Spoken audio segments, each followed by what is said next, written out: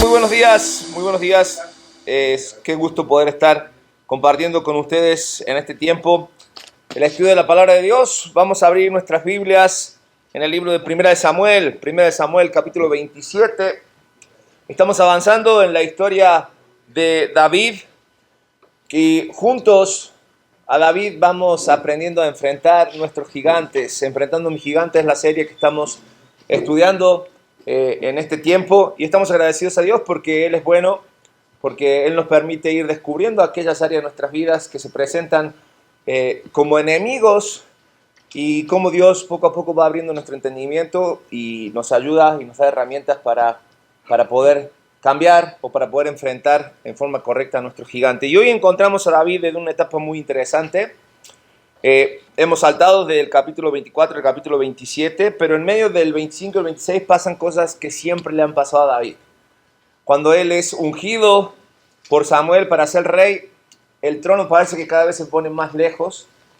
Tenemos allí a Saúl, que con un espíritu malo y con envidia en su corazón, se llega a convertir, y lo digo esto porque así comienza el capítulo 27 de 1 Samuel, en un temor para David. Pues sí, son muchos años ya siendo perseguido, muchos años que parece que la promesa de Dios se tarda.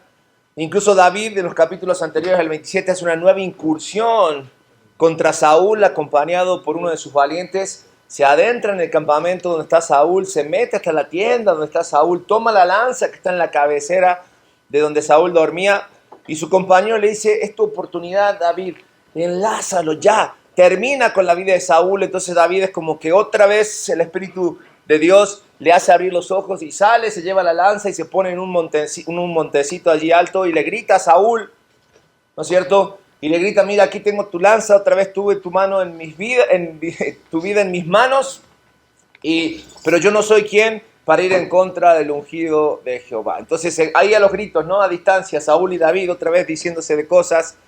Saúl tratando de convencerlo para que vuelva, siempre con una mala intención. Y se puede percibir en el corazón de David una situación que genera en él el desánimo. El desánimo. Y precisamente lo que vamos a ver hoy. El enemigo llamado desánimo en nuestras vidas. Capítulo 27, versículo 1, comienza diciendo lo siguiente: dijo luego David en su corazón: al fin seré muerto algún día por la mano de Saúl. Nada, por tanto, me será mejor que fugarme a la tierra de los filisteos para que Saúl no se ocupe de mí y no me ande buscando más por todo el territorio de Israel, y así escaparé de su mano. Decisiones tomadas en medio de la desesperación no necesariamente son las mejores decisiones. Porque vemos que David, para cubrir su vida, decide otra vez internarse en territorio de los filisteos, sus enemigos. ¿Se acuerdan? ¿De dónde era Goliat? De allí, de la zona era filisteo, de la zona de Gad. Entonces David va y pide asilo en aquel lugar, habla con el rey de Gad. El rey de Gad le da un territorio, una parcela, un lugar, y dice: bueno, David, ¿sabes qué? Tú y tus 600 hombres, ya no 400, 600 hombres, vayan y quédense allí. Y allí comienza la historia, así comienza la historia, o esta parte de la historia de David. Pero ¿sabes una cosa? Todos los hombres, sin excepción, enfrentaremos momentos de desánimo.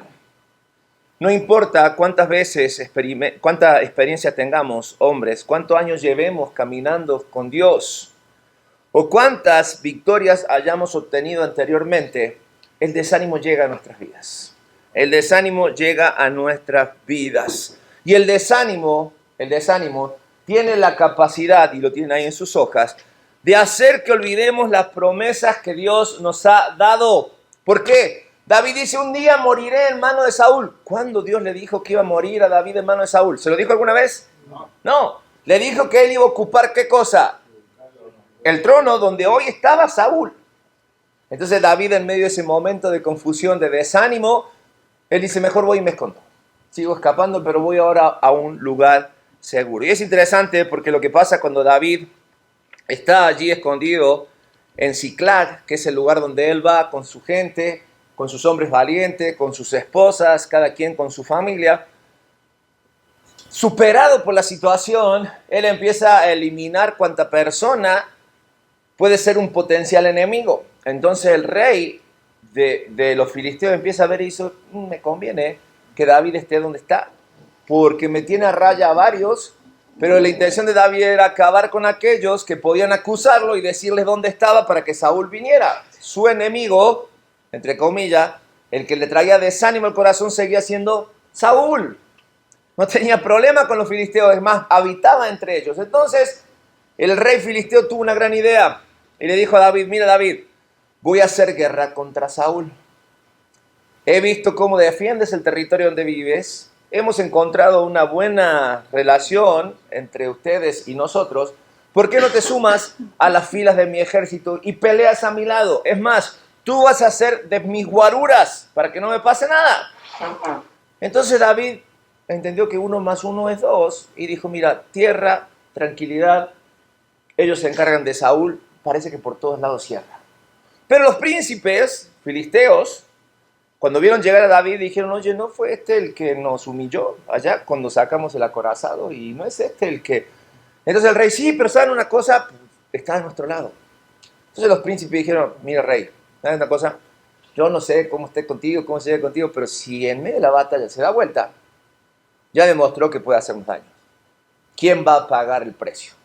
¿Quién va a pagar el costo? Entonces dijo el rey, bueno, ¿sabes qué, David? Mejor así queda. Tú vete en paz, vuélvete a tu tierra, yo me voy a la guerra. Y parecía que todo se le solucionaba a David, pero cuando él vuelve con su gente a Siclag, se topa con que el campamento donde él estaba había sido invadido, había sido incendiado. Y toda la gente, incluida sus esposas, porque ya tenía 2 esposas en este entonces, no era la hija de Saúl, porque la hija de Saúl se la había dado a otro, sino que una era Abigail, que la había tomado, ¿no es cierto?, del viudo que dejamos la semana pasada, y otra más, otra mujer que aparece allí, otro nombre. Y lo más curioso es que David, sumado al desánimo que tenía por su vida, se quebranta en aquel lugar. ¿Y qué pasa? Lo vamos a ver más adelante. Pero vamos a ver cómo el proceso del desánimo en nuestra vida que llega, cuáles son las lecciones que nosotros podemos aprender para prepararnos para el día del desánimo. Porque ¿saben qué, hombres? Seguro va a llegar a nuestras vidas. Yo no sé si hoy estás pasando por una etapa de desánimo, yo no sé si mañana vas a pasar o si ya pasaste, pero lo que quiero decirte es que a través de esta historia vamos a aprender grandes cosas en cuanto a cómo enfrentar el desánimo. En primer lugar, cuida lo que permites que gobierne tu mente. Cuida todas las cosas que metes en tu mente. Mira, David comienza el capítulo 27 diciendo, Saúl me va a matar. Saúl me va a matar. Ya no hay para mí escapatoria. Donde yo me vaya, él me va a matar. Entonces mejor me voy, mejor malo conocido que bueno por conocer. Me vuelvo con los filisteos. Pero dijimos, Dios nunca le había dicho que él se iba a morir en manos de Saúl. Si hubiese sido así, Dios se lo hubiese dicho. Él le dijo, vas a ocupar el lugar de Saúl. Pero David, y fíjate cuál es el poder de la mente cuando metemos cosas que no nos convienen en nuestra mente.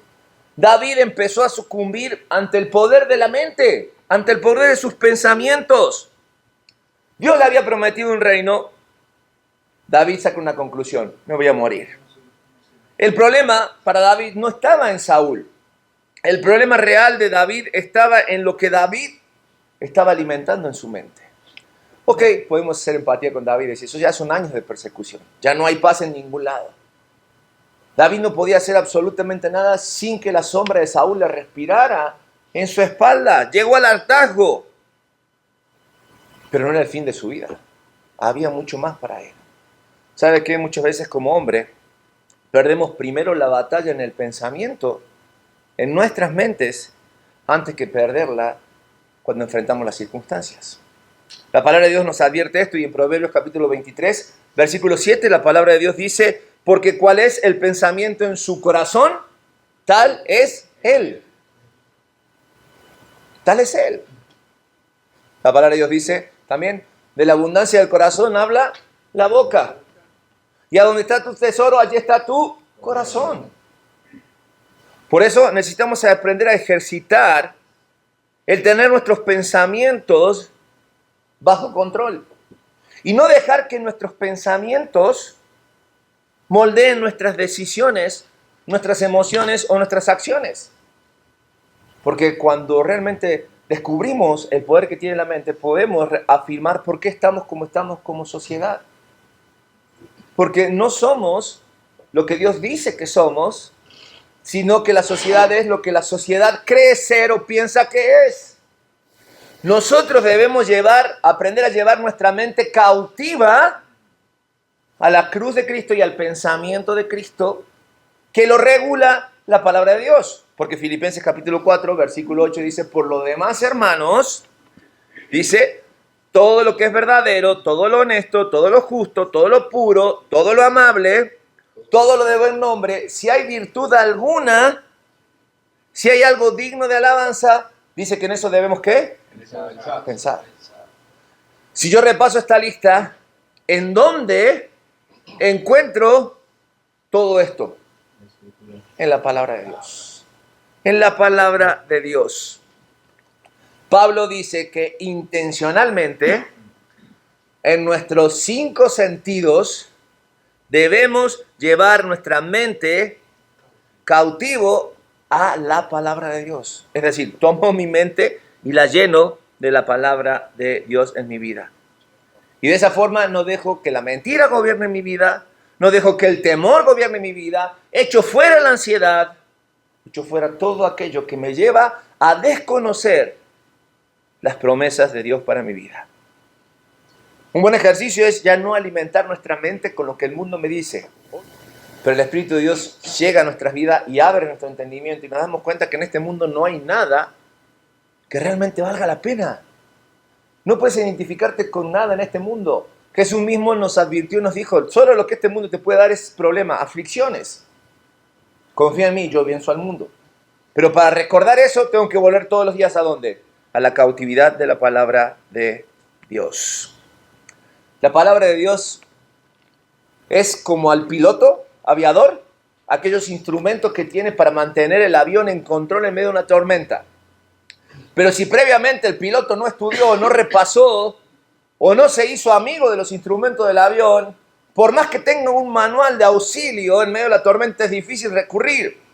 Pero si hay un conocimiento previo, hay una preparación previa, que venga la tormenta. Y juntos la piloteamos, juntos a la palabra de Dios. Porque déjame decirte algo, cuando los pensamientos contradicen las promesas de Dios, ¿sabes quién siempre son los que están equivocados? Nuestros pensamientos. Porque la promesa de Dios nunca están equivocadas. Nunca están equivocadas. Lo segundo que nosotros debemos aprender a desarrollar para prepararme para el día del desánimo es hábitos espirituales antes de necesitarlos. Sí. Para ser un buen abogado, un buen ingeniero, para ser un buen patrón, para ser un buen empleado, antes tienes que pasar por la escuela, aprender las bases de cómo se prepara, incluso pasar por la escuela de la vida para aprender a ser mejor persona, y de esa manera ya estás preparado para enfrentar el mundo, ¿sí o no? Tener conocimientos. Bueno, los hábitos de la palabra de Dios, o los hábitos en la vida cristiana a través de la palabra de Dios y la relación con Dios, se preparan antes de los problemas. Capítulo 30 de 1 de Samuel nos relata cómo él vuelve a su campamento, cómo vuelve a Siclag. Después de que parece que todo le está yendo bien, porque no es que él estaba a favor del rey de los filisteos, no, él quería la paz para que no lo molestaran, entonces él quería ya estaba harto de toda la situación, ¿me entiendes? Entonces, parecía que todo funcionaba bien. Cuando él vuelve pensando que logró una victoria, ahora sin derramar sangre, cuando llega a su campamento todo es caos. Siclag ya no existía. Lo habían incendiado. Habían tomado prisioneros a la gente que se quedaba ahí, que eran básicamente las mujeres de los hombres que estaban con él y sus esposas. Lo perdió todo. Lo perdió todo. Pero me asombra la actitud de David. Porque en medio de aquella circunstancia, capítulo 30, dice que sus hombres, versículo 4 del capítulo 30, y entonces David y la gente con él que estaban allí, vieron la situación, alzaron su voz y lloraron hasta que le faltaron fuerzas para llorar. Pues sí, lo pierden todo. Lo pierden todo. No les queda nada. Sin embargo, capítulo 5 dice, las dos mujeres de David, Ahinoam, Jezrita y Abigail, la que era mujer de Nabal, el del Carmel, también eran cautivas. Y David se angustió mucho, pero el pueblo hablaba ¿de qué? Oye, el pueblo es esos que llegaron a la cueva cuando estaban con David, cuando estaba allí David, que eran perseguidos, desahuciados, gente sin futuro. Dios lo pone como líder a David, le levanta, le da un propósito de vida. Y estos, no sé cómo llamarlos, ingratos, estos ingratos, ante el primer problema, quieren apedrear a David. No, pues David, ¿sabes qué? Mejor córtate las venas porque largas te quedan mal. Ya, acaba con tu vida, David. Pero fíjate lo curioso. Versículo 6. Todo el pueblo estaba en amargura de alma, cada uno por sus hijos y por sus hijas. Mas David, ¿qué dice? Se fortaleció en Jehová. La situación era difícil. David estaba perdido, había perdido el control, había perdido todo lo que tenía. Su pueblo se había vuelto en contra de él. Era para que le reclamara, le dijera sus verdades en la cara, le recordara quién es él. Pero dice, David fue y se refugió, ¿dónde? En la presencia de Dios. ¿De dónde sacó esa idea David? De los hábitos espirituales que él había desarrollado. ¿Dónde? ¿Dónde desarrolló esos hábitos espirituales? En la cueva. En la cueva los confirmó. La cueva fue la universidad espiritual, el seminario que David tuvo. Pero él empezó mucho antes. Cuando estaba cuidando las ovejas, cuando enfrentaba a leones, lobos. Claro, su primera graduación fue enfrentar a un gigante de verdad, de carne y hueso. Pero después su maestría, su doctorado, bueno, el doctorado todavía va a venir más adelante, pero su maestría fue la cueva de hábitos espirituales. Mira, podía estar desanimado, pero en el momento más difícil, más álgido de su vida, supo dónde correr. Donde tenía que pedir rincón y decir, espérame, necesito algo, corrió a la presencia de Dios. Isaías nos recuerda en el capítulo 40, versículo 31, que los que esperan en Jehová tendrán alas como águilas. ¿Por qué? Porque tendrán nuevas fuerzas. Correrán y no se cansarán, caminarán y no se fatigarán. Y el contexto en que Isaías está diciéndole esto al pueblo de Dios es un contexto en que el pueblo estaba sitiado, al borde de ser exterminados, acabados, y él les dice, si tú esperas en Jehová, no quiere decir que las cosas malas no van a pasar, sino que vas a tener la capacidad y las fuerzas para enfrentar esas situaciones. Mira, nosotros necesitamos entender que la fortaleza espiritual no llega de repente en nuestras vidas, no llega como un bautismo del cielo así rápido, no, es como ejercitarse. No le podemos pedir a Dios, dame una doble, triple, cuádruple unción del Espíritu Santo, no funciona así, porque sería muy cómodo. Lo que tenemos que hacer es todos los días ejercitar nuestra vida espiritual. Pablo le decía a Timoteo, mira, ejercítate en la piedad, en la búsqueda de ser menos tú y que Cristo sea más en ti. Eso es la piedad. Todos alguna vez hemos pasado por el gimnasio, dígame que sí. Todos alguna vez hemos ido al gimnasio. O al frente, ¿no? Todos hemos tomado aunque sea un par de clases en el gimnasio. Y es bonito cuando el cuerpo duele, porque sabes que después del dolor viene la recompensa. Y te sientes bien, y te sientes fuerte, ¿no? Y empiezas a ver cómo te quedan chicas las playeras por acá, ya no tanto acá, sino ya acá, ¿me entiendes? Y te empiezas a ver y te gusta lo que ves. Y cuando ves resultados, lo que haces es, te animas y vas. Pero llega un momento en el que, por lo que pasa, te desanimas y dejas ir al gimnasio. Y pasa una semana, y ya encuentras excusas, pero pasa el tiempo, y tu cuerpo, que está acostumbrado a la rutina, empieza a pasarte factura. ¿Y qué es lo que haces? Ese dolor lo que hace es volverte a las bases y buscar ejercitar. Quizás ya no en el gimnasio, quizás sales a correr, quizás ayudas a tu esposa con las macetas, ¿no es cierto? Haces esto, haces aquello. La vida espiritual pasa lo mismo. Tenemos el primer amor, nos encontramos, o Cristo nos encuentra, disfrutamos de la presencia de Dios, leemos la palabra de Dios, oramos, pero la rutina y el desánimo llegan a nuestra vida y ya lo olvidamos. Y el Espíritu Santo empieza a contristarnos. Pero así como en un momento ya otra vez te acostumbras a tu cuerpo fofo y a llevártela bien, el Espíritu Santo también se apaga. y ya no tenemos cómo defendernos de los abates del desánimo. Entonces necesitamos volver a ejercitarnos. Y en el gimnasio espiritual lo que debemos hacer es volver a la oración, volver a la meditación de la palabra de Dios todos los días, volver a la comunión con los otros creyentes, pero un ejercicio que muchas veces olvidamos y no volvemos a hacer es el compromiso. ¿Cómo nos cuesta como hombres comprometernos con Dios a través del servicio a los demás? En cosas simples, como servir en la iglesia. Mira, no te tienes que ir al África de misionero. No tienes que ir a encerrarte a un seminario 4, 5, 6 años para tener el título y ahora sí servir. No. Con que empieces a ejercitar tus talentos, con que empieces a servir para descubrir cuál es tu don, para que te empujen y no te dejen tranquilo y sepas que no hay mayor placer que si tienes el don de servir, de venir temprano a acomodar una silla, de levantar la basura que otros tiran. O si está la pasión en ti, el fuego de compartir el evangelio, todos tus vecinos ya te conozcan como cristianos, tus compañeros de trabajo, la colonia, aunque les caigas mal, pero el fuego no lo puedes apagar. Es que, pastor, no sé qué don tengo, no te lo puedo decir yo, solamente lo puedes descubrir tú. ¿Y cómo? Pon mano a la obra. Empieza a servir, empieza a evangelizar, empieza a estudiar la palabra de Dios, pero si no te pones en acción, si no empiezas a ejercitar, es difícil que termines cumpliendo con lo que Dios quiere que haga. La fortaleza que necesitas mañana se construye con la disciplina espiritual de hoy. Porque mañana llega el desánimo. Va a llegar, pero nos preparamos hoy para estar listos y enfrentar el desánimo. 3. Necesitamos aprender a rodearnos de hombres que nos acerquen a Dios. Hombres que nos acerquen a Dios.